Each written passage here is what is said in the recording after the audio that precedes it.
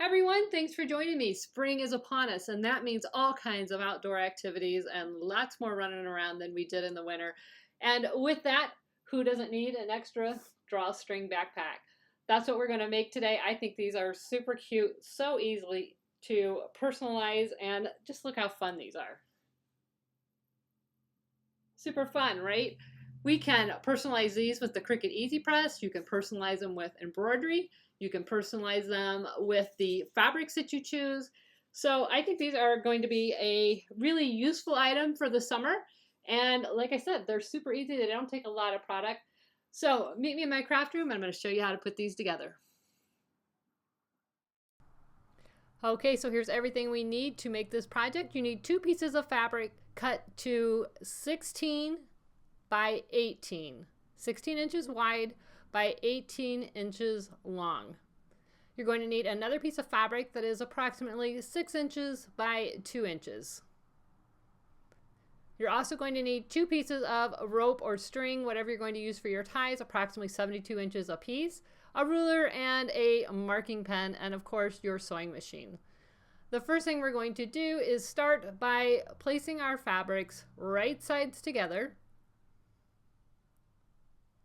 And the more narrow side, the 16-inch side, is going to be the top of the bag, and the 18-inch is the sides of the bag. So we're going to measure approximately 2 inches from the top of the bag and make a mark. Now you can use a chalk marker. I'm using a Pilot Friction pen. These erase with the iron. But I'm just measuring down 2 inches from the top of the bag and making a mark on each side of the bag. So there are my 2 marks. Now I'm going to measure down 1 inch from those marks. So there's my mark. I'm going to measure down 1 inch and make another mark. Okay, and now we're going to measure 3 inches up from the bottom and make a mark. So 3 inches, make a mark. And 3 inches from the other side and make a mark. So 3 inches from the bottom and make a mark. Now we're going to take this over to the sewing machine, and we're going to start by back stitching at the top of the bag. We're going to sew down to our first mark. So back stitch, sew down, back stitch. Don't sew between these 2 marks where I'm putting the X. Don't sew between your marks. Start sewing again, back stitch, sew down to the second mark and back stitch. Then you're going to do the same thing on the other side. Sew, back stitch, don't sew between the 2 lines. Sew down to the next line and back stitch. So you're going to have the bottom flap is going to be open. Okay, so now you can see I have sewn mine, and I have the little opening between my 2 marks is not sewn, and then it's still open those bottom 3 inches, and it's like that on both sides. So what we're going to do at this point is take it over to the iron, and we're going to press that seam open. I used a 1/2 inch seam allowance. That makes it easier to press the seams open, and I just like the extra fabric that it gives. We're just going to press that seam open, and that's going to allow the hole that we left for the drawstrings to be more easily accessible as we move on to the construction of the tote. So I'm just turning it over and opening the other seam and pressing it. Once you have your seams pressed open, you're going to take it to the ironing surface again, and you see where the hole is? You're going to fold that top down to just above the top of the hole. So there's the hole, and I folded it down, I would say about 1 inch, maybe 3/4 of an inch, but you want to make sure that hole is still easily seen and not covered by the flap. So again, I'm just folding this down to just slightly above the hole, and I'm going to press it all the way around.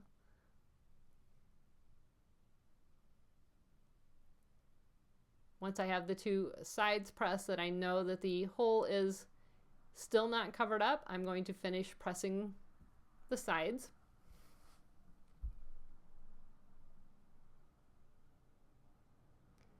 Okay, now we're going to fold this down one more time, and this time we're going to make sure that the hole is sticking out when we press it down.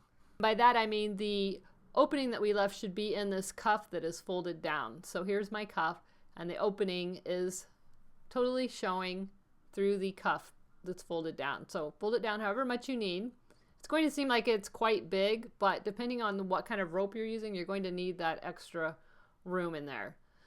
So once you have that nice and lined up, you're going to press it and then take it over to your sewing machine, and you're going to stitch right around that lower edge. See, there is my opening. So once you have that ironed down in place, you're going to take it over to the sewing machine and top stitch right along that bottom edge of your cuff. Okay, I have the top pressed and stitched down into place, and you can see here are my openings on the side. That's exactly how it should look. Now you're going to take one piece of your rope, and you can either put tape around the end or you can use a safety pin. I like to use a safety pin. I'll just knot the rope and then put the safety pin through. Otherwise, the rope tends to fray once you put the safety pin in it. So I'm just going to put a knot in there sort of loose so that I can get it out easily, and then thread the safety pin through the knot. You're going to enter that into one side, and you're going to work it all the way through past the second hole and back out the same hole that you came into. So you just keep pushing it down with the safety pin, working it through the bag. And I'm just about at the next hole. You're going to bypass that hole. Just work it right through it. Don't come out of the hole. So there's the safety pin, and we're just going to keep going all the way around. And we're going to exit the same hole that we came out of. And I won't make you watch the second one, but I wanted you to understand that it goes in and out of the same hole. So here we are, and you want to pull it out until both strings are even.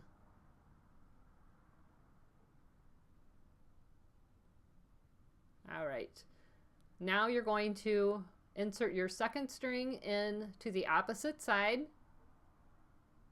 and you're going to come out the same hole. So you'll have strings coming out of both sides of the bag. Okay, so now you can see I have strings coming out of both sides of the bag. Now it may seem like I'm doing this in kind of an odd order, but I've made a couple of these now, and this is the order that works for me. So if you want to do this out of order, please feel free to.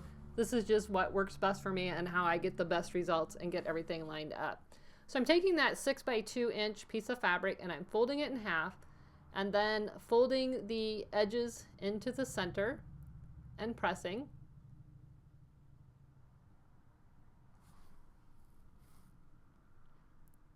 So kind of like you're making a seam binding. We've done this method a lot on the different projects. So you fold it in half lengthwise, fold the edges into the center, and then you're going to fold that piece in half and press. So here it is. Now we're going to fold that piece in half and press. And then I'm going to take it over to the sewing machine, and I'm going to stitch right along that outside edge to close that up so that it's one solid tube. All right, so here it is. I've sewn it shut on the open end. I'm going to fold it in half and cut it in half. Now open up that flap that we left on the bottom of the bag, and you're going to measure up 2 inches from the bottom. You can see I'm just using the grid lines on my self-healing mat. I'm going to fold one of my pieces in half, and I'm going to place it right there on that 2-inch mark so that the open ends are facing out. The fold is facing towards the center of the bag. I'm going to place that right on the 2-inch mark and clip it into place. And you want it so it's sandwiched between both layers. So once I have it at the 2-inch mark, I'm going to pull that top layer down and clip it right into place. And the reason I don't do this earlier is just because if you shift your bag at all when you're sewing it together and things get crooked, it may not end up where you want it. Okay, we're going to repeat this process on the other side. We're going to lift up that flap. We're going to measure 2 inches up, 1, 2, and I'm going to place it so that the open ends are facing out and the fold is facing in. Close that top layer and pin it into place. Once both sides are clipped, we're going to start sewing where we left off. So down across the bottom and back up where we started, making sure to backstitch. All right, so I have sewn mine closed now. I started sewing where we left off, sewed all the way across the bottom and back up where I started. If you have any pieces hanging off, like your tails from your tubes, you can cut those off. You can cut the corners off. Make sure you don't cut your seams if you want. I'm going to leave it. I'm going to serge along this bottom edge. If you don't have a serger, you can zigzag. And you can also zigzag and serge those side seams if you want, just to keep them from fraying if this bag's going to be washed a lot. Okay, we're almost there. We're going to turn the bag right side out. Again, you can zigzag and sew along those, or sew those seams up if you want. I went ahead and left them open on this. This is just a prototype. But if I were making this for everyday use, I would definitely serge the sides or zigzag them. All right, so once you have it turned right side out, it's starting to look like a backpack might look. Make sure you get your corners flipped out.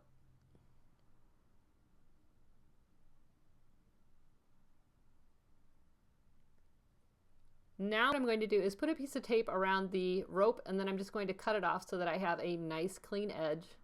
And then I'm going to thread one piece of the rope from each side through that lower loop.